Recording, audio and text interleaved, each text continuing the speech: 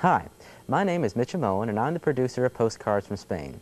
This semester we've taken a brief look at Spanish culture, food, the people, and even their history. For the last 2 episodes, we're going to hear interviews with students who actually studied abroad in Spain in the spring of 2004 with the Key Study Abroad program. We're going to listen to their remarks on how they think they were personally affected by this once-in-a-lifetime experience.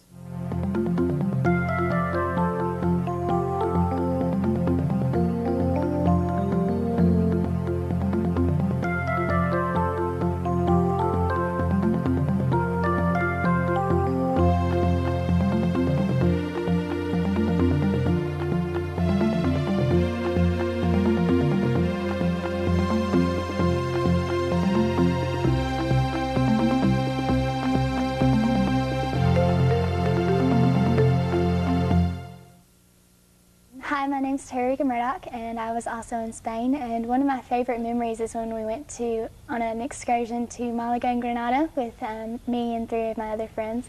And in Granada, we got to go to the Alhambra, and my favorite part there was the Palacio Nazaris. It was kind of a personal spot for the king, and the last Moorish king is who had built the Palacio Nazaris that we saw. And the Palacio Nazaris was built to be destroyed and, to be built by the next king. And so I thought that was just so neat that this, had been built in the 15th century to be destroyed, and it was still there, preserved perfectly. Yeah, and I think the gardens surrounding the Alhambra were so gorgeous, and just the time that went into, planning out the entire garden and keeping the shrubbery and all that stuff. And, a lot of the stuff that was there was, like the trees were from the same time, and, you could tell they were planned where they were and stuff. I thought it was really neat. We walked up, some of the mountains to see where, the gypsies lived and stuff like that. Don't know how safe that was, but we made it okay. Yeah. We saw some really good flamenco in Granada. In the cave?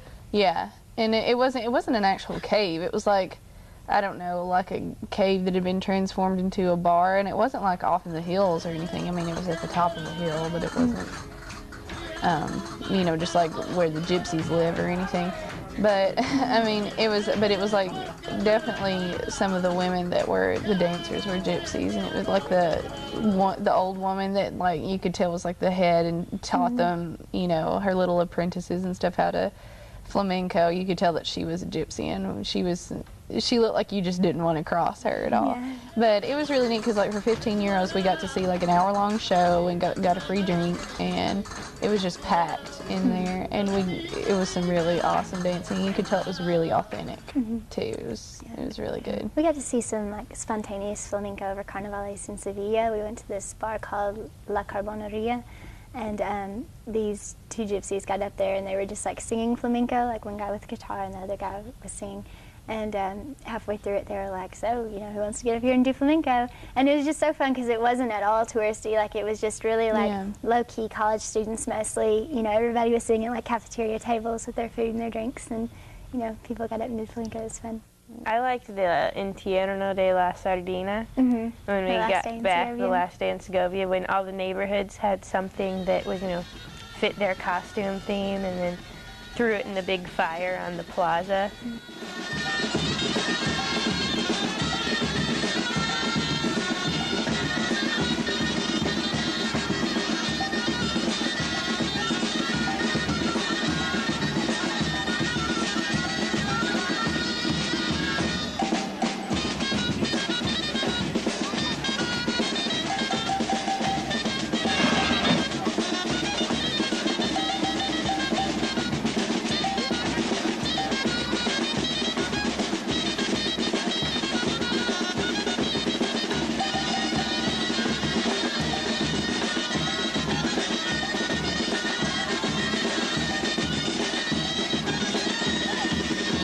It was kind of anticlimactic though, because I thought it was going to be singing, dancing, a big deal, and they just sort of handed it to the fire marshal who set it on the fire. Yeah, which was in the middle of the main plaza, in front of the cathedral and around all these old buildings that seemed kind of very dangerous. Then again, they did let people drive through the aqueduct up until 20 years ago? Yeah.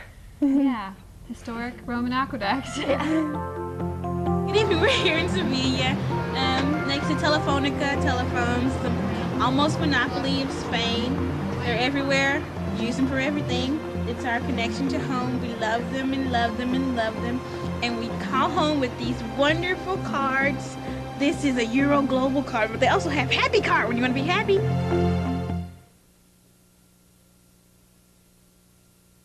I felt like everyone matured a lot too while we were there. Oh, yeah. Yeah, I felt like I got so much more independent over there because usually I have my parents or somebody to help me out and bail me out with everything. But when I was in Madrid and I got separated from you guys and I was by myself and I had to get back to Richard's apartment to get my stuff to get back, you know, this is a little small town girl who wasn't even exposed to a subway until we went to Madrid. And I got the subway map. I found my way back to where I thought I was supposed to be, you know, asked directions, did whatever I had to do to get back to that apartment. And, you know, I just felt like, you know, really independent You just learn there. a lot about yourself. Right. I felt so good about myself. Like, even though it was scary at the time, I felt really good after it was over with because I was like, I managed to get from point A to point B to point C, you know, in one piece. In a city of 3 million people. Right. Well, I know I did stuff in Spain that I would never think of doing here. Like, I don't know, I don't know that I would randomly, you know, we would go somewhere without having a hostel reservation before we got there, and we'd just be like, oh, well, you know, if we don't find a hostel, well, you know, we'll find somewhere to go. We'll just have fun. And anytime I go anywhere here where I speak the language, I know I'm not going to have any difficulty. I'm just like, okay, let's plan it out, and I'm going to drive there and this and this. And, you know, we were just like, oh, we'll take this train, and we'll get off the train, and maybe we'll find the bus once we get there. If not, we'll just go sit in this cafe for a while. And, you Very know, laid back. yeah, definitely. We're in Sepulveda right now. It's about, I don't know, 50 kilometers away from Segovia, and it's where our mother lives back there, Angela. As you can see, she's the one talking to people. There's a lot of people talking, but she's the one in this row talking to people. And Sepulveda is a little town of about like 1,000 or 1,400 people or something like that, and it's really small, but it's really relaxing, and it's a nice place to get away on the weekends, do homework, whatever. And as you can see, right now we're about to hear a performance from the Sepulveda Community Band or something. I don't know quite exactly what it is. That's it.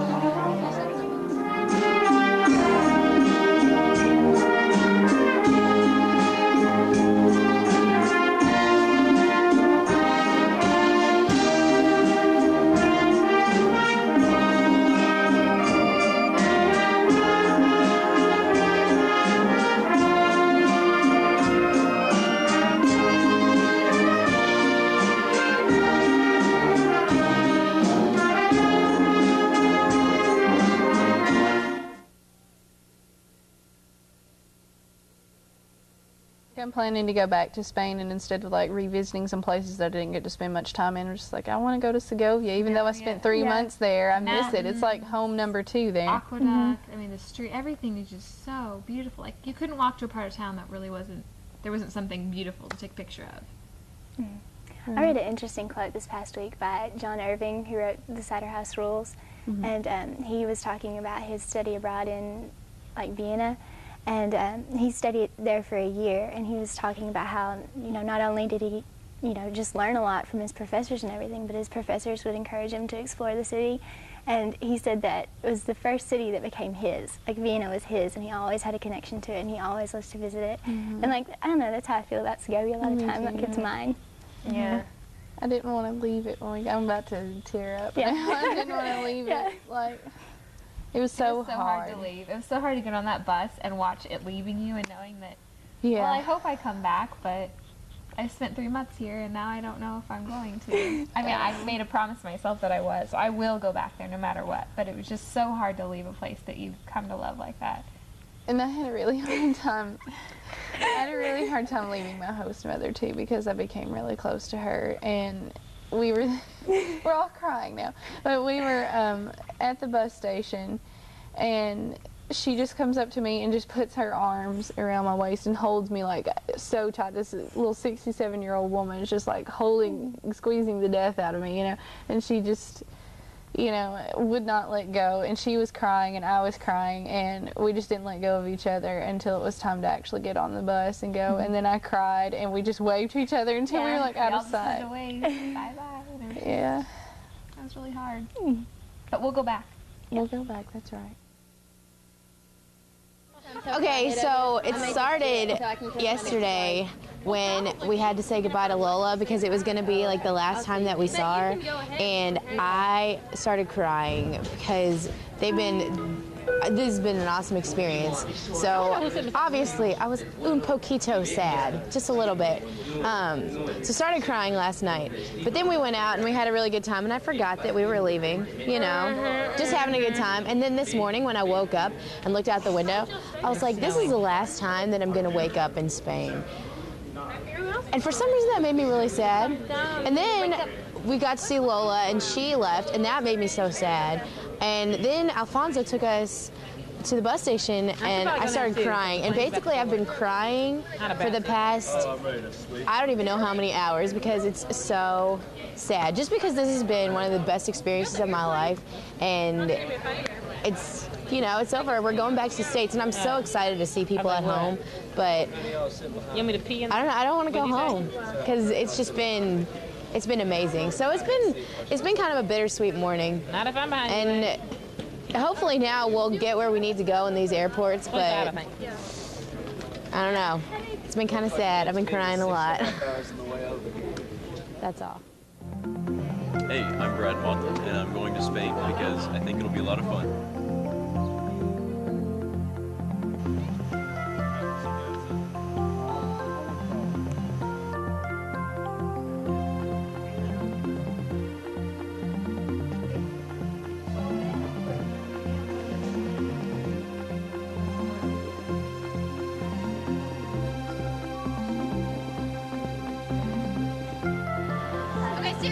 Oh, wait. Oh, you didn't take it?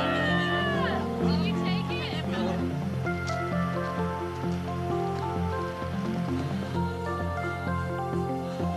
It's exciting. Excited to go to Spain, learn Spanish better. Learn Spanish. Get better at her Spanish. Gonna get better.